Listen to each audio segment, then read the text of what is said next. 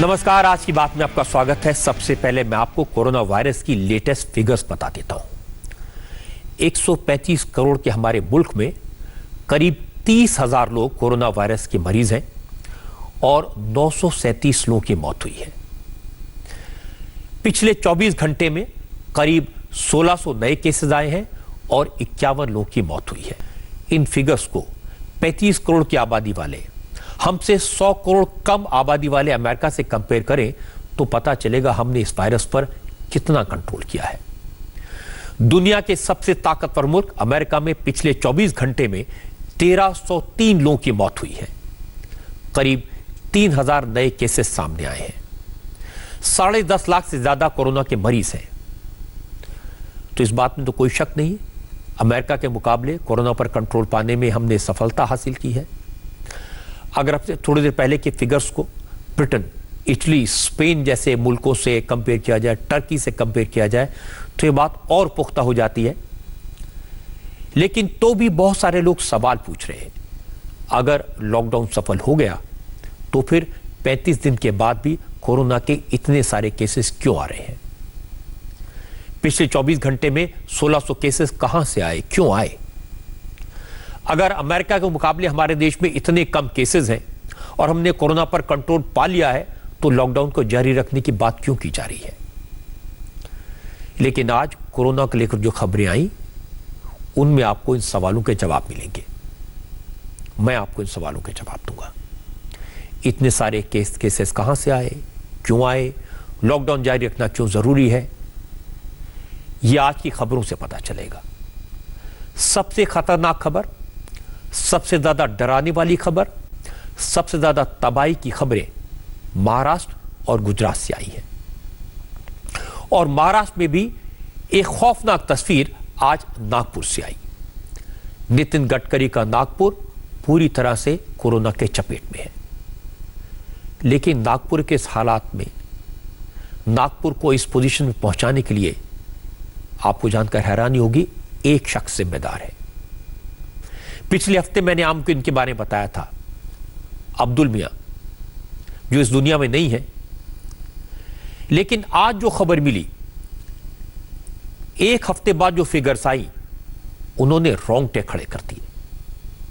मैंने तब आपसे कहा था कि अब्दुल मियां की वजह से ये केसेस और बढ़ेंगे। आज पता चला कि अब्दुल लतीफ की वजह से 1200 लोगों को नागपुर में क्वारंटीन में भेजना पड़ा है। एक इंसान की वजह से 1200 लोग, पूरा शहर खतरे में पड़ गया। पूरे मोहल्ले को लॉकडाउन करना पड़ा है। एक हफ्ते पहले मैंने आपको बताया था अब्दुल लतीफ की वजह से 55 लोगों को कोरोना का इंफेक्शन हुआ। आज यह नंबर बढ़कर 80 तक पहुंच गया। 1200 लोगों को मैंने आपको बताया क्वारंटीन में भेजा गया। कितने और लोग इसमें पॉजिटिव निकलेंगे कोई नहीं कह सकता। और यह सब एक अब्दुल लतीफ की वजह से हुआ। हालांकि उन्होंने अपनी जीते जी कोई गलती नहीं की थी।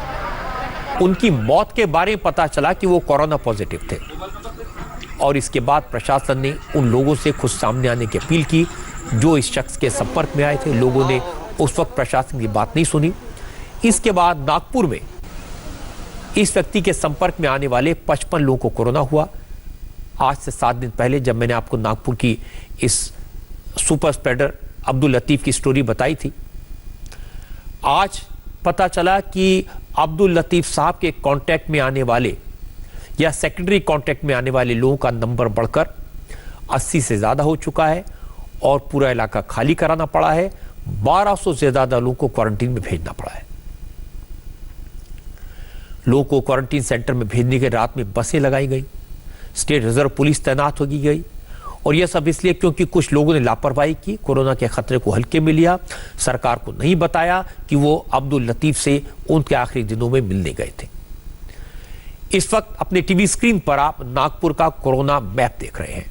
नागपुर में कोरोना के 130 से ज्यादा मामले हैं, लेकिन इनमें से अकेले 80 से ज्यादा के 68% केसेस सिर्फ अब्दुल लतीफ की वजह से हुए। यह इस बात को भी दर्शाता है कि ये कोरोना वायरस कितना खतरनाक है और कैसे फैलता है और कैसे मल्टीप्लाई होता है। एक आदमी 80 लोगों को इन्फेक्ट कर सकता है, 1200 लोगों को खतरे में डाल सकता है। ये सारे के सारे जो केसेस हैं ये शतरंजपुरा नाम के रेड जोन से डिटेक्ट हुए हैं। ये वही इलाका है जहां अब्दुल लतीफ का घर था। आज नागपुर प्रशासन की तरफ से बताया गया कि 2 दिन पहले ही 150 लोगों को क्वारंटीन किया गया था। इनमें से अब 18 लोग के पॉजिटिव होने की रिपोर्ट आई है। इस मोहल्ले में 280 से ज्यादा घर हैं। हर घर में 4 से 5 फैमिली मेंबर हैं। कॉन्टैक्ट ट्रेसिंग के आधार पर अभी 350 से ज्यादा सैंपल लिए गए और इनमें से 80 से ज्यादा पॉजिटिव आए हैं।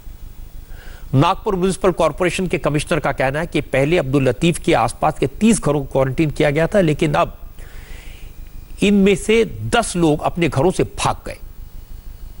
हालांकि बाद में इन्हें पकड़ लिया गया। कमिश्नर ने कहा कि लोग अब भी कोऑपरेट नहीं कर रहे हैं।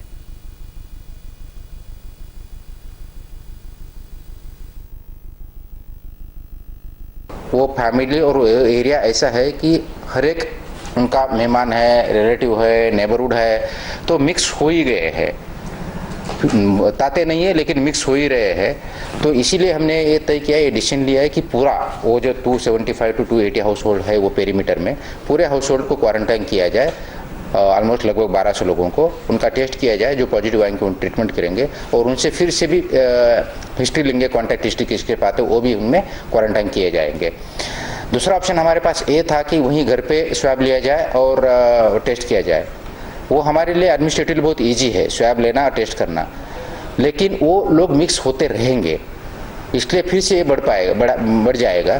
तो ये ध्यान में रखते हुए इनको क्वारंटाइन किया गया है। कम से कम इसके बाद ये लोगों से किसी को वो कांटेक्ट में न आए और ये पॉजिटिव पेशेंट और न बढ़े, ये ध्यान में रखते हुए इनको हमने क्वारंटाइन डिफरेंट सेंटर्स में किया है। जो स्प्रेड है वो हम कंटेन कर सके, ये जो चेन है हम ब्रेक कर सके, इसलिए ये ड्रास्टिक स्टेप लास्ट रिजॉर्ट बोल के ही लिया है, जिसकी वजह से ये स्प्रेड हम चेन को ब्रेक कर सके।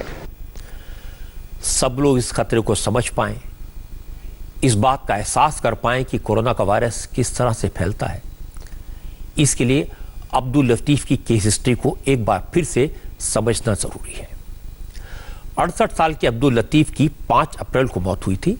वो 4 अप्रैल को हॉस्पिटल में एडमिट हुए थे। टीबी के मरीज थे।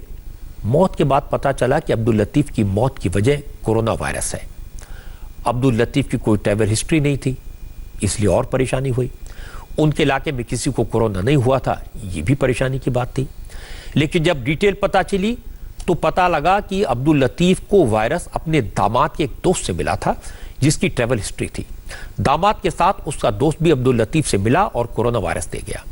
अब्दुल लतीफ की मौत हो गई, लेकिन वायरस उनके शरीर में एक्टिव रहा और उनके परिवार को, दोस्तों को, पड़ोसियों को, अब पूरे मोहल्ले को मुश्किल में डालकर चला गया। ये गलती पूरे कुनबे को बर्बाद कर गई। अब्दुल लतीफ का केस इसका परफेक्ट एग्जाम्पल है।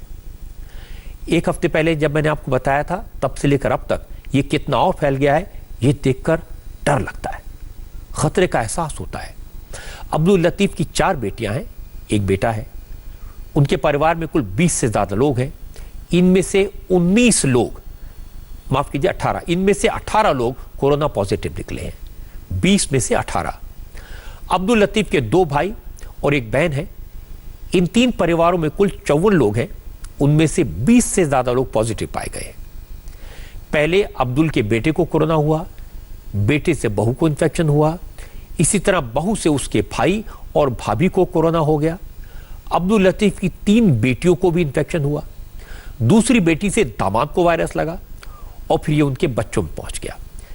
इस चेन रिएक्शन के शिकार अब्दुल लतीफ की दूसरी बेटी की 2 बेटियों और 1 बेटा भी हुआ।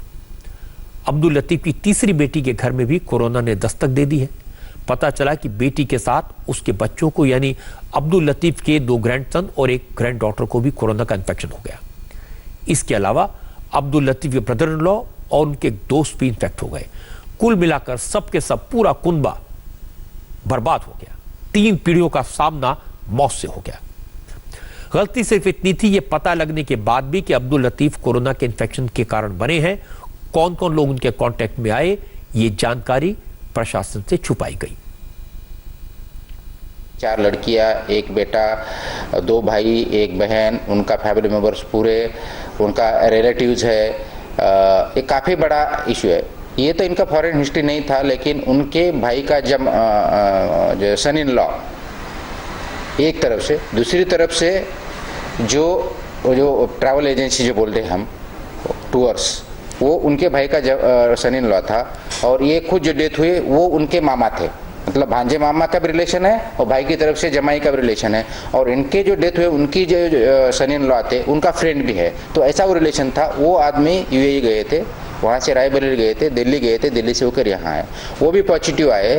तो ये जो इंडेक्स पर्सन है, तो ये इनके फॉरेन ट्रैवल के हिस्ट्री, उनका जो रिलेटिव है उनके कांटेक्ट में आए और वहाँ से उनको पॉजिटिव मिल गया। एक आदमी अच्छे थे, इनके रिलेशन काफ़ी गहरे थे, इनको मानने वाले लोग भी काफ़ी अच्छे थे। और ये डेथ के बाद भी वहाँ घर पे मिलने गए, हालांकि हमें पता नहीं गया, बताया नहीं गया है। तो वो जो डेथ के बाद में मिलने गए वहाँ घर पे, उनसे भी पॉजिटिव हो गए। तो लगभग अब तक उनके फैमिली मेम्बर से ही 30 से ज़्यादा लोगों को पॉजिटिव आए हैं। और बाकी मिला के जो संपर्क में आए हैं, नेबरहुड है, वो अभी तक 80+ पीपल इससे पॉजिटिव हो गए हैं। एक हफ्ते पहले जब मैंने आपको अब्दुल लतीफ के बारे में बताया था तो मुझे अंदाजा नहीं था कि कोरोना इस कदर फैलेगा कि 1200 लोग क्वारंटीन में रहना पड़ेंगे। लेकिन ये हुआ। अगर लोग कोरोना वायरस को छुपाएंगे, डॉक्टर्स को नहीं बताएंगे, तो खुद भी मरेंगे, दूसरों को भी मरवाएंगे। अगर एक आदमी भी कोरोना वायरस को छुपाता है तो वही होगा जो नागपुर में हुआ। चाहे किसी को लगे ये बात मैं बार बार कह रहा हूं, क्यों कह रहा हूं? इसलिए कह रहा हूं क्योंकि अभी भी कुछ लोग सुनने को, समझने को तैयार नहीं है। और ना सुनने वालों में तबलीगी जमात आज भी आगे है। हैरानी की बात यह कि यह सब होने के बाद, खतरे को समझने के बाद भी नागपुर के लोग प्रशासन से जानकारी छुपा रहे हैं, आज भी छुपा रहे हैं। अफसर खुद पता कर उन लोगों को क्वारंटीन सेंटर भेज रहे हैं जिनको इन्फेक्शन का खतरा है, तो लोग वहां से भागने की कोशिश करते हैं, प्रशासन का सहयोग नहीं करते। सोचिए, इस तरह के लापरवाही की वजह से काम कितना बढ़ जाता है। अभी 1200 लोग क्वारंटीन में हैं और अगर इनमें से किसी को कोरोना निकला तो फिर उसके सेकेंडरी कॉन्टैक्ट को ट्रेस करना पड़ेगा। इसी तरह से ये चेन रिएक्शन बढ़ता जाएगा, जानलेवा बनता चला जाएगा। पिछले 24 घंटे में मैं आपको एक बार फिर से याद दिला दूं, हमारे देश में कोरोना वायरस से 51 लोगों की मौत हुई है, करीब 1600 नए केसेस सामने आए हैं, करीब 30,000 केसेस डिटेक्ट हुए हैं, लेकिन इनमें से भी करीब 20,000 केसेस सिर्फ देश के 5 राज्यों में सामने आए हैं। सिर्फ महाराष्ट्र, गुजरात, दिल्ली, राजस्थान और मध्य प्रदेश में 20,000 के आसपास कोरोना के केस डिटेक्ट हुए। इतनी कोशिशों के बाद भी, इतना कंट्रोल करने के बाद भी कुछ लोग कोरोना को अपने साथ लेकर घूम रहे हैं। उन लोगों से मिल रहे हैं जिनकी कोरोना की हिस्ट्री थी और प्रशासन से इन्फेक्टेड लोगों के कांटेक्ट में आने के बाद छुपा रहे हैं। जिन 5 राज्यों का जिक्र मैंने आपसे किया, उनमें बड़ी संख्या में मरीज तो तबलीगी जमात से जुड़े हैं। ये लोग दिल्ली मरकज में विदेशी मौलाना के कांटेक्ट में आए, उनकी वजह से कोरोना का इन्फेक्शन हुआ और फिर धीरे धीरे ये कोरोना के कैरियर बने और देश के अलग अलग हिस्सों में, अलग अलग राज्यों में चले गए, वायरस फैला दिया। जहां जहां तबलीगी जमात के लोग गए, उनमें से कई जगह अब कोरोना का हॉटस्पॉट बन चुकी है। और ये बात मैं आपको आज क्यों कह रहा हूं, एक बार फिर क्यों कह रहा हूं, उसकी वजह है महाराष्ट्र का पुणे शहर। पुणे शहर में इस वक्त कोरोना के 1400 से ज्यादा केसेस सामने आए हैं। इनमें भी 250 मरीज भवानी पेट इलाके के हैं। एक इलाके के 250, छोटा सा इलाका है। और ये केसेस यहां इसलिए बढ़े क्योंकि तबलीगी जमात के लोगों ने यहां गली गली में इंफेक्शन फैला दिया। पुणे में कोरोना के केसेस इतनी बड़ी संख्या में आना मेरे लिए तो हैरानी की बात थी। मैंने मुंबई से अपने संवाददाता दिनेश मौर्य को पुणे भेजा। पुणे में कोरोना के केसेस की रफ्तार बढ़ने का कारण समझने को कहा और दिनेश ने जो डिटेल भेजी वो चौंकाने वाली है, आंखें खोलने वाली है। पता लगा कि पुणे में भी कोरोना के कैरियर तबलीगी जमात के लोग हैं।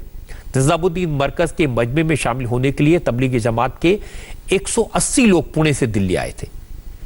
इन 180 में से 36 लोग पुणे के भवानीपेट इलाके के थे। भवानीपेट को पुणे का धारावी कहा जाता है यहाँ 3 लाख से ज्यादा की आबादी है। 8 बाई 10 की झुग्गियां हैं। एक एक झुग्गी में 4 से 5 लोग रहते हैं। कई जगह तो एक ही मकान में 10 लोग रहते हैं। सैकड़ों लोगों पर एक कॉमन टॉयलेट है। 4 अप्रैल को यहां कोरोना का पहला मामला सामने आया था, लेकिन अगले 24 दिन में 250 लोग कोरोना वायरस से इन्फेक्ट हो गए।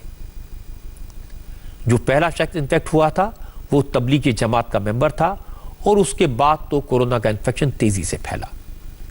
लोकल एडमिनिस्ट्रेशन ने बताया कि भवानी पेट के रहने वाले जो लोग दिल्ली मरकज गए थे, उनमें से ज्यादातर फल और सब्जी बेचने वाले हैं।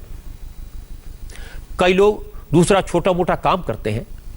दिल्ली से लौटने के बाद ये अपने रिश्तेदारों से मिले, पड़ोसियों के संपर्क में आए, और चूंकि कई लोग फल और सब्जी बेचते हैं, दूध की सप्लाई करते हैं, इसलिए ये लोग पूरे शहर में कोरोना का बम बन गए और घूमते रहे।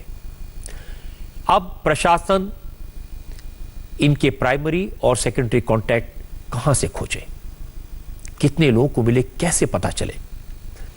हमारे संवाददाता दिनेश मौर्य ने बताया कि प्रशासन ने सामान्य तौर पर यह माना हर जमाती कम से कम 5 लोग के कांटेक्ट में आया और इसकी वजह से पूरे इलाके में कोरोना वायरस की चेन बनती चली गई और वायरस का इन्फेक्शन फैलता चला गया।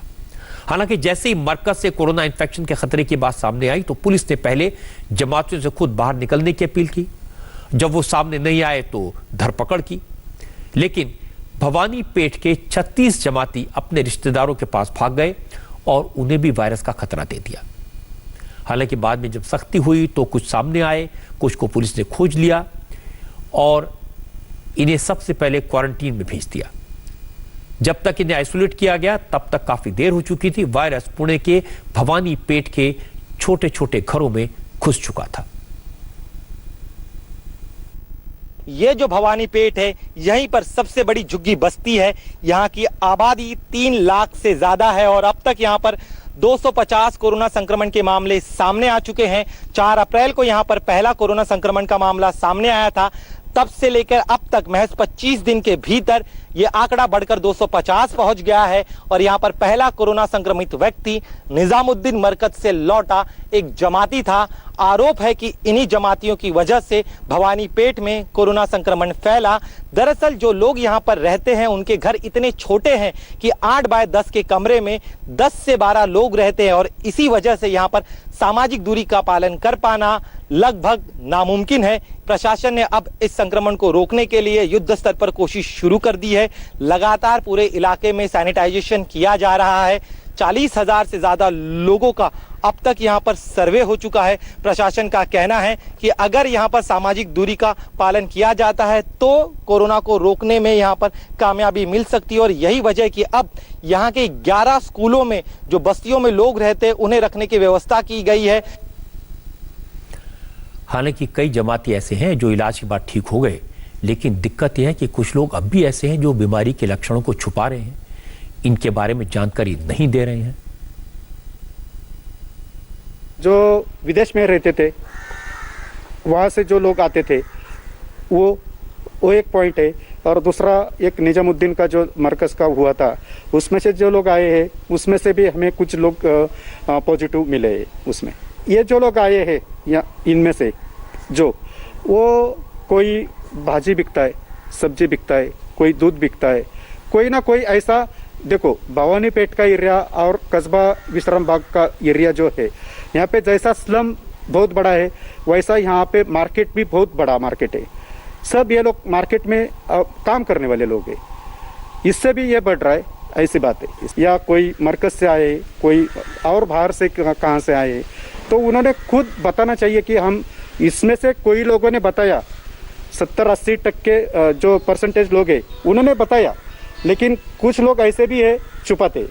सब जगह पे उनका सबका हर दिन कांटेक्ट किया है, हर टीम ने किया है।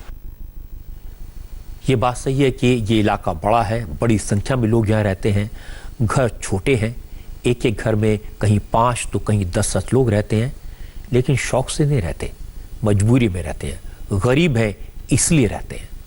सोशल डिस्टेंसिंग पॉसिबल नहीं है। ये क्या जाने क्या होती है सोशल डिस्टेंसिंग, घर में इतनी जगह ही नहीं है। लेकिन ये लोग अपने हैं, इन्हें मरने के लिए तो नहीं छोड़ा जा सकता। महाराष्ट्र की सरकार ने इसका रास्ता निकाला है और एक अच्छा रास्ता निकाला है।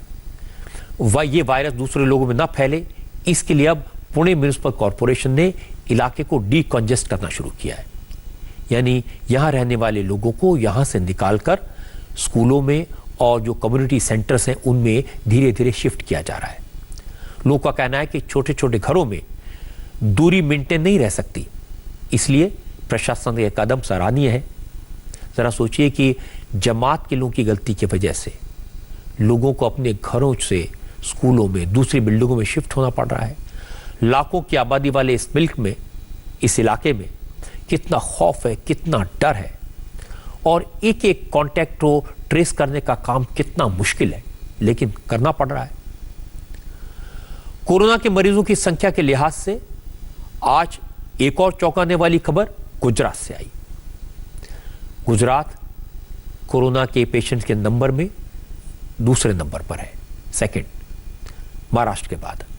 गुजरात में मरीजों की संख्या है 3,774, 3,774। गुजरात में भी अहमदाबाद गुजरात में कोरोना का सबसे बड़ा सेंटर बना है। यहां 2,500 कोरोना पेशेंट्स हैं। लेकिन अहमदाबाद में भी कोरोना के जो पॉजिटिव केसेस हैं उनमें से 75% केसेस, 75% केसेस ऐसे हैं जो तबलीगी जमात से जुड़े हैं या फिर तबलीगी जमात के किसी मेंबर के कांटेक्ट में आने से कोरोना पॉजिटिव हुए। हमारे संवाददाता निर्णय कपूर ने आज अहमदाबाद का एक मैप भेजा है। ये आप अपनी टीवी स्क्रीन पर देख रहे हैं। इस नक्शे को देखेंगे तो आपको पता चलेगा कि तबलीगी जमात ने अहमदाबाद में कितना भारी नुकसान कर दिया। अहमदाबाद के इस नक्शे में आपको हर तरफ ऑरेंज जोन दिखाई देगा और बीच में 2 रेड जोन, कहीं भी कोई ग्रीन जोन नहीं है। Orange zone and red zone. और रेड जोन वो इलाका है जहां एक साथ कई केसेस डिटेक्ट हुए और अब भी लगातार केसेस सामने आ रहे हैं। ऑरेंज जोन वो है जहां कोरोना के केसेस सामने आए लेकिन यहां के मरीज बाद में ठीक हो गए, नए केसेस की संख्या घटने लगी। निर्णय कपूर ने बताया कि इस वक्त अहमदाबाद के साउथ और सेंट्रल जोन रेड जोन है और इनमें भी दानी लिमडा, बहरामपुर, जमालपुर, खाड़िया, दरियापुर और शाहपुर में सबसे ज्यादा केसेस सामने आए हैं। निर्णय ने बताया कि 20 मार्च को अहमदाबाद में पहला केस डिटेक्ट हुआ था। 1 अप्रैल तक यहां सिर्फ 34 केसेस थे, लेकिन जब प्रशासन को पता चला कि कोरोना का वायरस मस्जिदों में ठहरे तबलीगी जमात के लोगों ने पहुंचाया, तब तक तबलीगी अपना काम कर चुके थे। वायरस का चेन रिएक्शन शुरू हो चुका था। अहमदाबाद एडमिनिस्ट्रेशन ने जमात से जुड़े 59 लोगों को अलग अलग मस्जिदों से बाहर निकाला, वो छुपे हुए थे, और इनमें से 11 लोग कोरोना पॉजिटिव मिले। और इसके बाद सेंट्रल और साउथ अहमदाबाद के 6 जोन में कोरोना का विस्फोट हुआ। अगले 7 दिन में 53 केसेस सामने आए और फिर 9 अप्रैल से लगातार केसेस में इजाफा हुआ। निर्णय कपूर ने बताया कि अहमदाबाद में 2500 केसेस में से 75 मरीज तो इन्हीं 6 इलाकों में हैं, और ये वो इलाके हैं जहां तबलीगी जमात के लोग मौजूद थे। ये जिन लोगों के कांटेक्ट में आए होंगे उनके इन्फेक्शन जब इंक्यूबेट होना शुरू हुआ, वो सामने आना शुरू हुआ, और इस दौरान पुलिस को ये भी पता चला कि तबलीगी जमात का जो एक दूसरा फैक्शन है, शुरा फैक्शन, उसके भी कई जमाती अहमदाबाद शहर में आके रुके हुए हैं। ऐसे करीब 278 जमाती यहाँ अहमदाबाद शहर में मौजूद थे। इनमें से भी 12 लोग कोरोना पॉजिटिव पाए गए सीधे तौर पर, और इनके द्वारा भी कई लोग इनके जो संपर्क में आए होंगे वो अफेक्ट हुए, क्योंकि ये जो पूरे इलाके हैं ये काफ़ी कंजस्टेड इलाके हैं। और मैं आपको बता दूं कि सिर्फ लोग ही नहीं बल्कि जमालपुर खाड़िया विधानसभा जो है उसके एमएलए कांग्रेस के इमरान खेड़ा वाला, वो भी क्योंकि पुलिस की मदद करते हुए इन मस्जिदों में जा करके इन्हें ट्रेस कर रहे थे, इन्हें निकाल करके क्वारंटाइन सेंटर भेजने में पुलिस की मदद कर रहे थे, वो भी अफेक्ट हुए। और ऐसे करके ये जो इन्फेक्शन का चेन है ये इस पूरे सेंट्रल जोन और साउथ जोन के जो 2 वार्ड हैं उनमें फैल गया, क्योंकि बहुत ही क्लोजली लोग रहते हैं यहाँ पे, बहुत ही डेंस पॉपुलेशन है, बहुत ही कंजस्टेड एरियाज़ हैं। और ऐसे में ये जो पूरा इलाका है ये कोरोना हॉटस्पॉट बन गया। और आज परिस्थिति ये है कि आधे से ज़्यादा केसेस जो हैं वो सिर्फ सेंट्रल जोन में, और यदि साउथ जोन को भी मिक्स कर लें उसमें तो 75% केसेस शहर के सिर्फ इन्हीं इलाकों में हैं। गनीमत सिर्फ ये रही कि क्योंकि एग्रेसिव टेस्टिंग शुरू कर दी गई, लगातार जो टेस्ट हैं वो काफ़ी तेज़ कर दिए गए, ज़्यादा से ज़्यादा लोगों को की स्क्रीनिंग की जाने लगी। इस वजह से काफ़ी अर्ली स्टेज पे एसिम्प्टोमेटिक केसेस जो हैं वो अब सामने आए। तो एक बात तो साफ है, अहमदाबाद के जो इलाके कोरोना के हॉटस्पॉट बने, इनके बारे में जब डिटेल पता की तो पता चला कि ये तबलीगी जमात से जुड़े थे, उनके असर की वजह से हुए। और तबलीगी जमात के लोगों ने सबसे पहले अपने परिवार को खतरे में डाला, उसके बाद आस पड़ोस वाले शिकार बने, और तबलीगी जमात के लोगों ने अपनी कौम को कितना नुकसान पहुंचा दिया।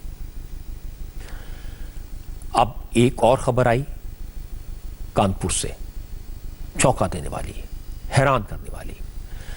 तबलीगी जमात के लोगों के कारण मदरसे में तालीम हासिल करने वाले छोटे छोटे बच्चे आज हॉस्पिटल में खांस रहे हैं, एक एक सांस के लिए जूझ रहे हैं, क्योंकि कोरोना वायरस लंग्स तक पहुंच गया है। कानपुर का किस्सा सुनेंगे तो आपके रोंगटे खड़े हो जाएंगे, गुस्सा आएगा।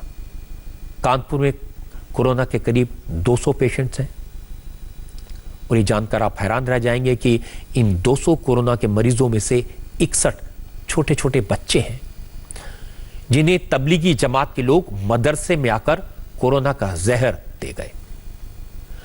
कानपुर का हर तीसरा कोरोना पेशेंट मदरसे का स्टूडेंट है। हमारे संवाददाता विशाल प्रताप सिंह गए और उन्हें जानकारी हासिल की। कानपुर के 3 मदरसों में निजामुद्दीन मरकज से लौटे तबलीगी रुके थे, और अब तीनों मदरसे कोरोना के पंजे में हैं। कुली बाजार मदरसे के सबसे ज्यादा 42 स्टूडेंट्स कोरोना पॉजिटिव पाए गए हैं। इसी तरह नौबस्ता मदरसे के 13 और कैंट मदरसे के 6 छात्र कोरोना पॉजिटिव हैं। तबलीगी जमात के लोग मदरसे में दीनी तालीम देने आए थे और कोरोना बांटकर चले गए। कानपुर में 3 अप्रैल को पहली बार तबलीगी जमात से जुड़े 6 लोग कोरोना पॉजिटिव पाए गए। जमातियों के मदरसे में आने जाने और वहां ठहरने की जानकारी के बाद स्टूडेंट्स के सैंपल लिए गए। इसमें वक्त लगा। जो बच्चे कोरोना के शिकार हुए उनकी उम्र 10 से 20 साल के बीच है, और ज्यादातर छात्र दूसरे राज्यों के रहने वाले हैं। कानपुर के डीएम का कहना है कि अब इन सभी मदरसों के छात्रों को क्वारंटीन कर दिया गया है। कोरोना पॉजिटिव छात्रों की हालत में धीरे धीरे सुधार आ रहा है। इसकी दरअसल शुरुआत तब हुई जब 15 मार्च को तबलीगी जमात में शामिल हुए जमाती 15 मार्च को कानपुर की सुफमा मस्जिद में पहुंचते हैं, और उसके बाद दीनी तालीम देने के लिए ये शहर के अलग अलग मदरसों में जाते हैं। जिसके बाद जो जानकारी मिली है उसके मुताबिक सोशल डिस्टेंसिंग का वहाँ पालन नहीं हुआ, सैनिटाइजेशन की वहाँ व्यवस्था नहीं की गई, और सभी छात्र तबलीगी जमात के लोगों के डायरेक्ट संपर्क में रहे। और यही वजह है कि जब शुरुआत में तबलीगी जमात से जुड़े हुए 6 लोग कोरोना संक्रमित पाए गए, उसके बाद से जांच होती रही, जांच आगे बढ़ती रही, और अब ये बात सामने आई है कि 61 छात्र जो कि मदरसों में पढ़ते थे, कुली बाजार में, इसके अलावा कैंट में, इसके अलावा नौबस्ता में, ये सभी 61 छात्र कोरोना पॉजिटिव पाए गए हैं। जिसके बाद प्रशासन ने इन सब के एक्टिव कॉन्टैक्ट की लिस्ट बनाई है और सभी को जल्द से जल्द क्वारंटाइन किया जा रहा है। लेकिन सबसे बड़ा सवाल ये उठता है कि तबलीगी जमात के लोगों ने जब वहाँ आए, मदरसों में उन्होंने दीनी तालीम दी, तो उस दौरान उन्होंने सोशल डिस्टेंसिंग के साथ साथ उन नियमों का पालन क्यों नहीं किया जिसकी दरअसल लगातार ज़रूरत थी। जो दीन को मानता है, जो दीनी तालीम देता है, क्या वो बच्चों को ऐसा वायरस दे सकता है? क्या कोई भी धर्म इसकी इजाजत देगा? लेकिन तबलीगी जमात के लोगों ने कोरोना के खतरे को जानते हुए, समझते हुए कोई सावधानी नहीं बरती, बच्चों को इन्फेक्शन दे दिया। पहले जमातियों ने डॉक्टर्स के साथ बदसलूकी की थी, आपको याद होगा। कानपुर में डॉक्टर्स पर थूका गया था। जब रिपोर्ट पॉजिटिव आई तो मैंने आपको दिखाया था वो उन्हीं डॉक्टर के सामने कैसे रोए, गिड़गिड़ाए, बचाने की गुहार लगाई। और जब ठीक और डिस्चार्ज हुए तो इन्हीं तबलीगी जमात के लोगों ने डॉक्टर्स की तारीफ की थी। लेकिन क्या इन तबलीगी जमात के लोगों की जिम्मेदारी नहीं है कि वो उन मदरसों में जहां वो गए थे उसके बारे में डॉक्टर्स को बताते, प्रशासन को बताते, जानकारी देते, अपने कांटेक्ट की सारी डिटेल प्रशासन को देते। आज के ज़माने में कोई बात छुपी तो है नहीं, सबको मालूम है ये करना कितना ज़रूरी है। और अगर ये लोग ऐसा कर देते तो हो सकता है कुछ बच्चे इस वायरस का शिकार होने से बच जाते। कॉन्टैक्ट ट्रेसिंग के आधार पर जो शुरुआती जो जमात से जुड़े लोग आए थे उनके लिंक के आधार पर कुछ मदरसे सैंपल टेस्टिंग कराई गई और एक हॉट स्पॉट वाले मदरसे से सैंपल टेस्टिंग के बाद पॉजिटिव निकलने पर रैंडम बेसिस पर हॉट स्पॉट एरिया में पड़ने वाले मदरसों की सैंपल टेस्टिंग कराई गई। उसके आधार पर 3 मदरसों में अब तक लगभग 50 के करीब जो है मामले पॉजिटिव पाए गए हैं और इस आधार पर हमने रैंडमली कई और मदरसों का भी सैंपल टेस्टिंग कराया है और अभी तक हमारे जो कुल केसेस रहे हैं उनमें लगभग 195 केस अब तक हो चुके हैं और अभी हमारे पास करीब 175 एक्टिव केस हैं। जब जब मैं तबलीगी जमात की बात करता हूँ, जब जब लोगों को ये बताता हूँ कि तबलीगी जमात के लोगों ने देश भर में जाकर कोरोना का वायरस फैलाया, तो कुछ लोगों की बात अच्छी नहीं लगती। वो कहते हैं कि तबलीगी जमात का नाम क्यों लेते हैं, क्यों न लें। क्या ये सच नहीं है कि दिल्ली के मरकज से जो लोग कोरोना वायरस को लेकर निकले, देश भर में फैलाया, उनकी वजह से 40,000 लोगों को क्वारंटीन में जाना पड़ा? क्या ये सच नहीं है कि तबलीग जमात के लोग मस्जिदों में छुप गए, उनमें से कई लोग कोरोना पॉजिटिव थे, उन्हें खोजने के लिए जो पुलिस के लोग गए, जो सामाजिक कार्यकर्ता गए, जो पॉलिटिकल लीडर्स गए, वो कोरोना की चपेट में आ गए और हॉस्पिटल में जिंदगी और मौत की लड़ाई लड़ रहे हैं।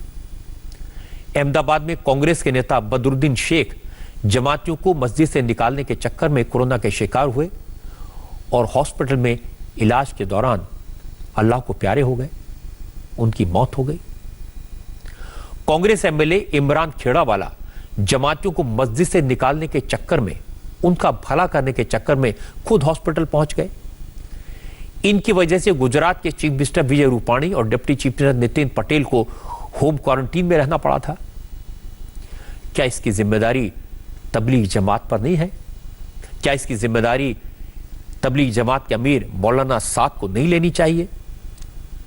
उन्होंने ही तो कहा था कि मुसलमान भाइयों, तुम्हें कोरोना नहीं हो सकता। क्या ये सच नहीं है कि मौलाना साद ने कहा था अगर मरना भी है तो मरने के लिए मस्जिद से बेहतर कोई जगह नहीं है? मौलाना साद ने लोगों को गुमराह किया, उन्हें मौत की उम्मीद धकेला और फिर जनता के सामने से इंतजार कर दिया। वो पूरी तरह जिम्मेदार है। लेकिन कोरोना के समय मुसीबत बढ़ाने वाले सिर्फ तबलीगी जमात के लोग ही नहीं हैं, कई और भी हैं जो कोरोना के वायरस से लड़ने के बजाय देश में नफरत का वायरस फैलाने में जुटे हैं। उत्तर प्रदेश में बीजेपी के एक एमएलए ने इस जंग में हिंदू मुस्लिम का एंगल खोज लिया। यूपी के देवरिया से बीजेपी विधायक सुरेश तिवारी का एक वीडियो वायरल हो रहा है जो निहायत ही घटिया है और नफरत फैलाने वाला है। इसे बर्दाश्त नहीं किया जा सकता। इस वीडियो विधायक अपने समर्थकों से कह रहे हैं कि मुसलमानों से सब्जी मत खरीदना। और एक चीज ध्यान में रखिएगा, आप लोगों को मैं सबको बोल रहा हूँ ओपन, कोई भी मियाँ के यहाँ से सब्जी नहीं लेना।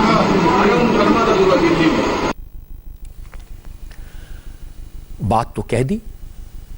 जब ये बात मीडिया में आई, सवाल पूछे गए, नफरत के सौदागर को कटघरे में खड़ा किया गया, तो विधायक जी सामने आए। सुरेश तिवारी ने कहा, उनसे कुछ लोगों ने पूछा था कि सब्जी में थूक लगाने वालों पर क्या करें, तो बस इतना कहा, ऐसे लोगों से सब्जी मत लो। हमारे पास समस्या आई जनता का कि सर लोग जो सब्जी वब्जी बेच रहे हैं, मियाँ लोग वो थूक लगा दे रहे हैं, थूक दे रहे हैं और वैसा बेचते हैं। तो मैंने कहा कि ये तो दूसरा, उसमें हम कुछ कर नहीं पाएंगे, लेकिन एक है कि आप उन लोगों से सब्जी मत लो, सब्जी नहीं खरीदेंगे, अपने हाथ में है, तो आप कोरोना से बचेंगे। यही मैंने कहा और इसको वायरल लोग करके बड़ा बना रहे हैं। जब जनता मेरे से पूछ रही है कि क्या किया जाए, तो क्या बोले एक विधायक, क्या बोले? वही अपने हाथ में है कि भाई उनसे सब्जी मत लो। न तो विधायक जी इतने सीधे हैं, न ये बात इतनी सीधी है। असल में सोशल मीडिया में ऐसी बहुत सारी तस्वीरें फैल रही हैं जिसमें दिखाया गया कि कुछ मुस्लिम सब्जी बेचने वाले सब्जियों पर थूक रहे हैं। मैं नहीं जानता ये तस्वीरें सच हैं या गलत हैं, फेक हैं या नहीं हैं, लेकिन विधायक जी ने इनको सही समझ लिया, बगैर जांचे, बगैर सोचे और बगैर ये सोचे कि इनकी बात का कितना असर होगा, उन्होंने लोगों से कहा कि इन लोगों से सब्जी मत खरीदो। इन लोगों से मतलब जो मुसलमान थूक रहे हैं सब्जियां, उनसे सब्जियां मत खरीदो। ये बात एक गुनाह है, पाप है, समाज को बांटने का काम है। एक और तस्वीर आपको दिखाता हूं, झारखंड के जमशेदपुर शहर से आई है। जमशेदपुर में एक फ्रूट सेलर ने अपनी दुकान में एक बैनर लगाया जिसमें लिखा था दुकान विश्व हिंदू परिषद से अप्रूव्ड है। इस पर हसन रजा नाम के एक शख्स ने एसएसपी को हैशटैग करते हुए ट्वीट किया। पुलिस ने फौरन एक्शन लिया, पोस्टर को हटा दिया, साथ ही आगे से ऐसा न करने की चेतावनी दी। सब्जी बेचने को लेकर नफरत फैलाना बंद होना चाहिए। नफरत की दीवार खड़ी करने वालों के खिलाफ एक्शन होना चाहिए। मैंने सोशल मीडिया पर ऐसी बहुत सारी तस्वीरें देखी हैं जहां पर लोग सब्जियों पर थूकते दिखाई दे रहे हैं और जैसा मैंने कहा कि पता नहीं इसमें कितना सच है कितना झूठ है, लेकिन सब्जियों में थूकने की खबर अगर ठीक है तो भी इसे लेकर एक नया झगड़ा खड़ा करना ठीक नहीं है। गरीब सब्जी बेचने वाला गुमराह हो सकता है, गलती कर सकता है, पर असली गुनहगार तो वो है जो उन्हें गलत रास्ता दिखाते हैं। इसी तरह से कुछ तस्वीरें सर्कुलेट हो रही हैं सब्जी के ठेलों पर भगवा झंडे लगाने की। अगर ये तस्वीरें ठीक है, वाकई में ऐसा झंडा लगवाया गया है, तो झंडा लगाने वालों को और लगवाने वालों को ये बताना चाहिए कि उनका रास्ता गलत है। कोरोना के खिलाफ ये जंग सबको मिलकर लड़नी है। ये आपस के झगड़े बाद में कर लेंगे। लेकिन जब थूकने की बात हो रही तो मुझे एक और बात याद आई है जो मैं आपसे जरूर कहना चाहता हूं। सब लोगों के थूकने की आदत पर लगाम लगनी चाहिए। सड़क पर थूकना, गली में थूकना, बिल्डिंग के कोने में थूकना यह अपराध है। पान खाकर थूकना, गुटखा खाकर थूकना गुनाह है और पूरे समाज को यह आदत छोड़नी होगी। कितनी बार मैंने सड़कों पर देखा है कि लोग रेड लाइट पर गाड़ी रोकते हैं, दरवाजा खोलते हैं और बड़े आराम से सड़क पर थूक देते हैं। पढ़े लिखे के लोग भी ये काम करते हैं और यही लोग जब सिंगापुर जाते हैं, लंदन जाते हैं, सड़क पर थूकने से डरते हैं। मेरी तो आपसे अपील है, कोरोना वायरस से कम इतना सीख लीजिए, इस थूक को रोकने के लिए समाज में कानून बनाना पड़े, फाइन लगाना पड़े, डर पैदा करना पड़े, इससे पहले अगर आप में आदत है तो उसे छोड़ दीजिए, क्योंकि रास्ता गलत है और ये वक्त का तकाजा है। एक और गलत रास्ता जिसके बारे में मैंने कई बार आगाह किया है वो है डॉक्टर और पुलिस वालों से बदसलूकी। हम कैसे भूल जाते हैं कि ये लोग अपनी जान जोखिम में डालकर लगातार कोरोना के खिलाफ जंग में जुटे हैं और कितनी बार ये बात कहेंगे, तो भी इनकी सेवा का सम्मान करने के बजाय इन पर हमले की खबरें आती हैं तो बहुत गुस्सा आता है। और हैरानी की बात यह कि आज ऐसे इलाकों से खबरें आई, ये कोरोना इन्फेक्टेड इलाके हैं, लॉकडाउन सख्ती से लागू है। मैं आपको वेस्ट बंगाल की तस्वीरें दिखाता हूं, हावड़ा की तस्वीरें। कोरोना के मरीजों के हिसाब से हावड़ा को रेड जोन में रखा गया है। ये आज की तस्वीरें हैं जो आप देख रहे हैं, हावड़ा के बेलिलेसेस रोड की है। यहां सड़क पर घूम रहे कुछ लोग, जब पुलिस ने घर में जाने को कहा, भीड़ इकट्ठा हो गई, पुलिस पर हमला कर दिया। पुलिस वालों पर पत्थर फेंके, रैपिड एक्शन फोर्स की महिला जवानों पर हमला किया गया। पुलिस के लोग जान बचाने के लिए गाड़ी में छिपे, लेकिन भीड़ ने गाड़ी पर हमला किया। कई पुलिस वाले घायल हो गए और इसके बाद इलाके में एक्स्ट्रा फोर्स भेजी गई, तब जाकर हालत काबू में आई। हावड़ा जैसी तस्वीरें औरंगाबाद से आई। यहां लॉकडाउन तोड़कर 30-40 लोग मस्जिद में नमाज पढ़ने के लिए इकट्ठा हुए थे। इनमें महिलाएं भी शामिल थी। और जब पुलिस वालों ने समझाने की कोशिश की, लॉकडाउन का पालन करने को कहा, तो उन्होंने पुलिस पर हमला किया। इस हमले में 3 पुलिस वाले घायल हो गए। हालात पर काबू पाने के लिए एक्स्ट्रा फोर्स बुलानी पड़ी। इसके बाद भीड़ को हटाया जा सका। इस मामले में पुलिस ने 31 लोगों को अरेस्ट किया है। हैरानी की बात यह कि औरंगाबाद जिला महाराष्ट्र में कोरोना का नया हॉटस्पॉट बनकर उभर रहा है। 24 घंटे में यहां मरीजों की तादाद डबल हो गई है। कल यहां कोरोना के 53 पॉजिटिव केस थे और आज कोरोना के मरीजों की संख्या 105 हो गई। इसके बावजूद लोग लॉकडाउन का पालन नहीं कर रहे। मौलानों ने अपील की है, मौलवियों ने अपील की है, कहा है कि रमजान के दौरान बाहर न निकलें, घर पर नमाज पढ़ें। और जब पुलिस रोकने की कोशिश करती है तो पुलिस पर हमला कर देते हैं। इससे ज्यादा दुख की बात क्या हो सकती है। गुजरात में वडोदरा में भी पुलिस पर हमला किया गया। पुलिस टीम पर पथराव की घटना वडोदरा में कोरोना के हॉटस्पॉट नागरवाड़ा इलाके में है। आपको मालूम है कि आजकल रमजान चल रहे हैं। पुलिस को खबर मिली कि सुबह 4:15 बजे यानी सहरी के वक्त लोग लॉकडाउन तोड़कर सड़क पर निकले हैं और जैसे ही पुलिस की टीम वहां पहुंची तो लोगों ने उस पर हमला किया। पुलिस पर हमले के आरोप में 10 लोगों को अरेस्ट किया गया और जब इनका टेस्ट कराया गया तो 5 आरोपी कोरोना पॉजिटिव पाए गए। इसके बाद जाहिर है इन 5 को हॉस्पिटल भेज दिया गया, जबकि बाकी 5 को जेल। इन आरोपियों के संपर्क में आने वाले 5 पुलिस वालों को भी क्वारंटीन कर दिया गया है, जबकि करेलीबाग थाने को सैनिटाइज किया गया। मैं आपको बता दूं कि वडोदरा के नागरवाड़ा इलाके में 100 से ज्यादा कोरोना पॉजिटिव केसेस हैं। महज 2 लोगों से यहां 100 से ज्यादा लोगों में कोरोना फैला है। इस इलाके में पुलिस वाले पीपीई किट पहन कर ड्यूटी करते हैं, यानी वो अपनी जान जोखिम में डालकर ड्यूटी कर रहे हैं और बदले में उन्हें पत्थर मिल रहे हैं। गईकाले सवारना 4:30 वागे कल सुबह 4:15 बजे नागरवाड़ा इलाके में जो मुस्लिम बस्ती है वहां पुलिस की टीम पर हमला किया गया।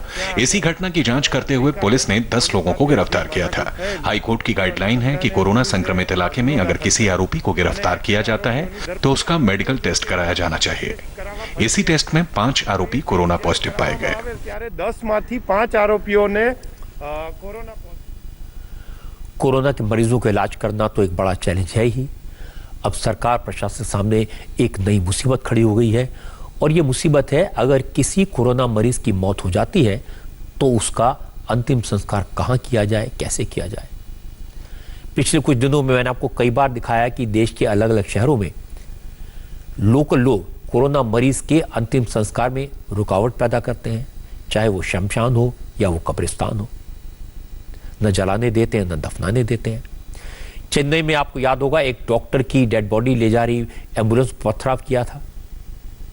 डॉक्टर की डेड बॉडी को लेकर एक कब्रिस्तान से दूसरे कब्रिस्तान तक घूमना पड़ा था।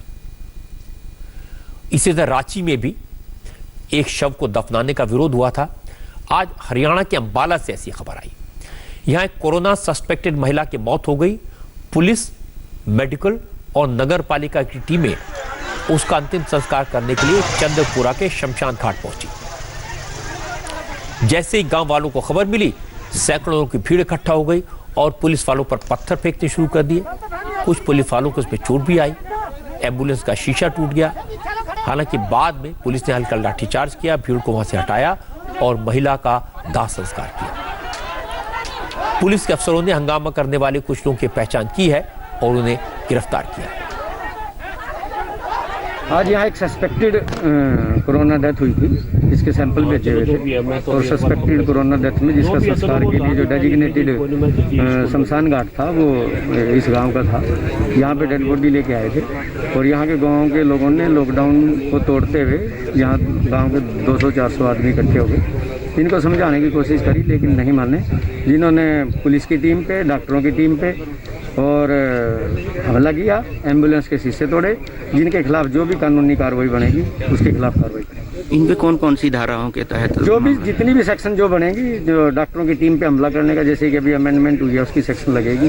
पुलिस पार्टी पे हमला किया है, उसमें चोट लगी है पुलिस वालों को, उसमें चोट लगेगी। जो भी सेक्शन होंगी सख्त से सख्त सेक्शन लगा के इनको उचित दंड का प्रावधान जिसमें वो किया जाएगा। Welcome back. कल मैंने तबलीगी जमात के लोगों की इस बात के लिए तारीफ की थी कि उन्होंने प्लाज्मा थेरेपी के लिए अपना ब्लड डोनेट किया। ये उनकी नेक नीति की खबर थी, अच्छी खबर थी। लेकिन कभी कभी जब वक्त खराब होता है तो आदमी अच्छा काम करे वो भी किसी के काम नहीं आता। आज हेल्थ मिनिस्ट्री की तरफ से बड़े साफ लफ्जों में कहा गया कि प्लाज्मा थेरेपी न अप्रूव्ड है, न कानून के मुताबिक है और न ही इस पर भरोसा किया जा सकता है। सरकारी तौर पर कहा गया यह कहना गलत है कि प्लाज्मा थेरेपी से कोरोना का इलाज हो सकता है और यह भी कहा गया कि प्लाज्मा थेरेपी खतरनाक है और जानलेवा भी हो सकती है। मैं फिर से आप लोगों की दृष्टि में लाना चाहूंगा कि कोविड-19 के लिए आज देश में क्या दुनिया भर में भी कोई अप्रूव्ड थेरेपी नहीं है and plasma therapy is one of the therapy which is being experimented with. However, so far there is no evidence to support it as a treatment. यह अभी भी एक्सपेरिमेंटल स्टेज पर है। इसका कोई एविडेंस नहीं है कि इसको ट्रीटमेंट के रूप में इस्तेमाल किया जा सकता है। यूएस एफडीए ने भी इसे एक एक्सपेरिमेंटल थेरेपी के रूप में ही देखा है। आईसीएमआर ने एक नेशनल स्टडी को लॉन्च किया है ताकि वह इस थेरेपी की एफिकेसी के बारे में स्टडी कर सके।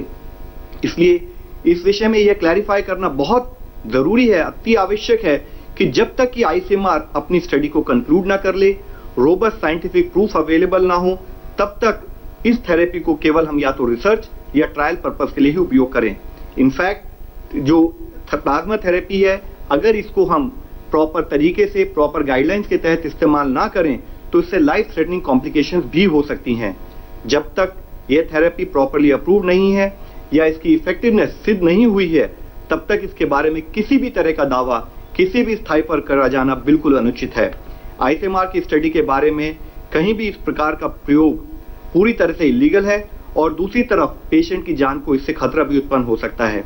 इस संबंध में आईसीएमआर ने डिटेल्ड गाइडलाइंस पहले से ही जारी भी की हुई हैं। थोड़ी देर पहले मैंने आपको तस्वीरें दिखाई थी कि लोग कैसे पुलिस पर पत्थर फेंकते हैं, लेकिन अब पुलिस का जो चेहरा मैं आपको दिखाऊंगा, अगर वो इन लोगों ने देखा तो उन्हें अपने ऊपर शर्म आएगी। ये पुलिस का एक प्यार भरा, एक मोहब्बत भरा चेहरा है, दूसरों को खुशी बांटने का चेहरा है। महाराष्ट्र पुलिस के एक फॉर्मर सीनियर ऑफिसर हैं पीएस पसरीचा, उन्होंने ये वीडियो मुझे आज भेजा। हरियाणा के पंचकुला में एक बुजुर्ग अपने घर पर अकेले रह गए। लॉकडाउन की वजह से बच्चे उनके पास नहीं आ सके। पुलिस वालों को पता चला कि महाशय का बर्थडे है, तो फिर जिस अंदाज में उनका जन्मदिन मनाया गया वो देखने लायक। अकेला रहता हूँ, सीनियर सिटीजन हूँ, सुन लिख लो। Happy birthday to you, happy birthday to you, happy birthday dear sir, happy birthday to you. लो सर, केक काटिए। अब आपको क्या ऑफर करूँ?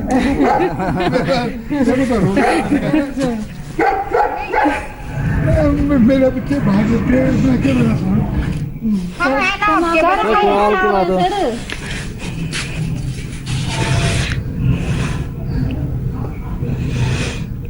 कोई बात ना सर, आपकी फैमिली है, हम भी, ऐसी बात थोड़ी है। तभी तो आपके बच्चे हैं सर, आपके बच्चे। अंकल जी कोई नहीं।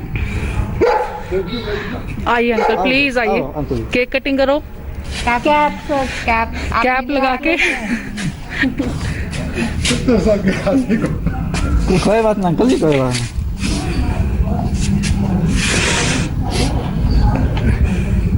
Thank you, you made my day.